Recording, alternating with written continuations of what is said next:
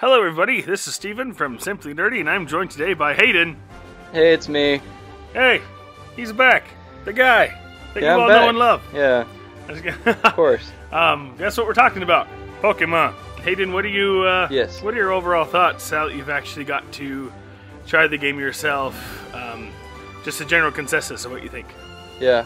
Personally, I wasn't excited, as you can tell. I wasn't excited for this game, as you can tell from my other videos on the channel. It seemed like they were cutting back a lot on everything that I really enjoyed about the series, and I expected a leap forward like a Metroid Prime or Mario Odyssey sort of thing, and we did not get that. We got like 10 hours less of gameplay than even on like Ultra Sun and Ultra Moon. I've been thoroughly disappointed by the game. Okay, that's interesting because I've actually really enjoyed it.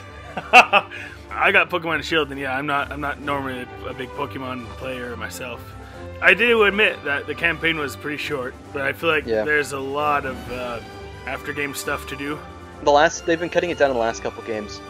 So my first Pokemon game was Heart Gold for the Nintendo DS, and the after game for that was an entirely new region. You could go back to the Kanto region after you beat the Johto region. Yeah, and that was super cool. And now with this game, there's nothing to do after you beat the game other than complete the Pokedex, which isn't all the Pokemon. So I think that's very true. There are a couple of things that kind of bug me about it, and kind of like what you're saying, like the little shortcuts that the Game Freak took. One of those being, I have to admit that the title screen is pretty bad, only because of that Pokeball. That Pokeball at the beginning when you're just looking at the title, and everything looks good except for the Pokeball. I feel like it looks horrible. It looks like a 3DS rendered thing. It's everything. Everything looks like a 3DS rendered like thing. Like the trees and the grass and everything. The grass looks bad. The render distance. So when you're walking, like specifically, like walking into town, like I could see the town, and then the people pop in, like when I'm only a couple feet away from them, and I'm like, this is disappointing. This is not the leap forward that I expected from the Switch. Right. Pokemon Let's Go Pikachu and Eevee look way better than definitely. this game, unfortunately. But I truly love that one. I'm still, even though there is all that, I'm still finding this game is actually quite enjoyable, other than, the 3DS renders, the short story. I've been really enjoying the wild area. I don't know how you feel about the wild area. Like, the wild area is great, other than the horrible trees, like you said. The trees look awful. Yeah, well, I thought the wild area was very well optimized, and I thought that was a very good addition. And I think they should keep doing something like that in future Pokemon games. What I was disappointed with is I thought that the wild area was like a big open space in the middle, and then there were just little towns on the sides you could walk into, and it was like an open world sort of thing. And I didn't expect that there were actually routes in the game, like on the sides. And I was disappointed with that, because I was expecting like, well, at least if this is that jump forward, we do have a fully like open world game. But like as soon as you leave the wild area, you're back in the 3DS. It's back on those routes where you have the fixed camera angle, and hopefully the next Pokemon title will be full camera control to begin with around the whole entire game. Yeah. What do you think about the max raid battles? I've played a little bit of them. I've done a couple of them. I thought it was fine. I'm not the biggest fan of Gigamaxing. I think it's a dumb concept, and they always have to have I don't know. I'm bothered by the fact that they always feel like they have to add a new gimmick into the games. It's necessary to like push the series forward. You have to add new things, but they completely cut like Mega Evolutions and the special moves from Sun and Moon. Yeah. They cut those from the game, and now they just have Gigantamaxing, which I thought it doesn't add anything, doesn't add any depth to the strategy of Pokemon battles. It's like a game of chicken, see who's going to Gigantamax first. I don't know. I was a little disappointed with that. If there were only a certain few Pokemon that could Gigantamax, if they had different forms when they Gigantamaxed, and they did that for everything, I thought that would have been a cool addition. Like, cosmetically, it would have probably made it okay in my mind. It's just a big yamper. I'm not getting anything out of this. I am a big fan of Rumble in anything, and this game really doesn't have any Rumble in it until you Dynamax, and then you have Rumble. It seemed like a wasted opportunity. Yeah. But other than the Dynamaxing, did you find the raids to be any enjoyable? Oh yeah, the raids. I forgot about that. I thought it was interesting. I liked the 4 players. Like, I could play with my friends on Switch Online, and I did that a couple times. And I thought that was fun. That was enjoyable, but I'm not the biggest fan of the let's go sort of style. Just chuck a Pokeball at it until you catch it. Same thing with the gyms in Pokemon Go remind me of that.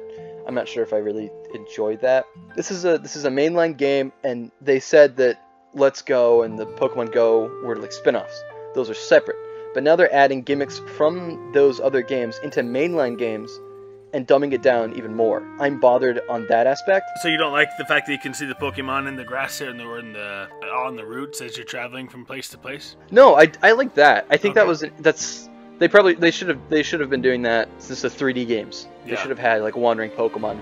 That's a good addition. I thought it was cool too the way that they did that, because they have the wandering Pokemon that it makes the world feel more alive, and that's what I love so much about Pokemon definitely. Let's Go Pikachu and Eevee. And I wish that they bring it over to this, and they did, which was good. But they also kept the random encounters from the previous Pokemon games for those more hardcore fans that prefer the random encounters. There's a little bit of both. I think that was a great merge of the two. Yeah, I thought that if anything was implemented well in this game was definitely the encounters with Pokemon. I thought those felt really good. Like, battles are the same, sort of. I wasn't really bothered by any of that. What I do like are encounters. I do like that more Pokemon that they add in this game have different abilities. Like, the Seagull Pokemon shoots the fish out, or Eskew, like his head melts. Like, I like the different forms that the Pokemon had. All the designs, I'm not a fan of a lot of the designs, but I thought that the forms that they had were cool. I thought that was interesting. I like that they're adding more depth into that. What do you think about the weather and everything? How the weather affected which Pokemon you found in the wild area? Yeah, I liked that. They had that. They had weather effects in earlier Pokemon games, and there were some areas, like I remember in Black and White, there was a desert you could go to, and so every single fight you got into, it was a sandstorm effect. But in the wild area, I do like that what weather it is, or like where you are, like it affects the Pokemon you find, and I think that it makes the game feel more organic than past entries. Something that kind of bothers me. So when you start up the game, your Nintendo Switch console switches from Wi-Fi to Bluetooth, and then in order to connect to the internet, you have to hit the Y button, hit the plus button to connect to the internet. I don't know if I necessarily like that, but I understand why they did it. You had to manually do it every single time. Yeah, I understand that. Maybe there should have been a setting that you could have switched to be like remember what setting I was on last. That'd and be then nice. Switch it every time you need it. That's some user experience things that you need to iron out before the next entry. Well, Hayden, do you have anything else you want to add before we wrap it up? I don't think so. No, I got most of my points out. What would you give the game, Hayden, if you had to rate it? If I'm rating it on a scale of 10 being Heart Gold, which is, in my opinion, the best Pokemon game, I would give it like a 4 or a 5. It's middling. Not everything's bad about it, but I thought it was okay. I enjoyed what time I had with it. And I would give it more like an 8 for like a casual player. I wouldn't give it any more than an 8. Alright, well, if you guys disagree with us, let us know in the comments, or just, let us have it. And you heard it here first, and until next time, keep it nerdy.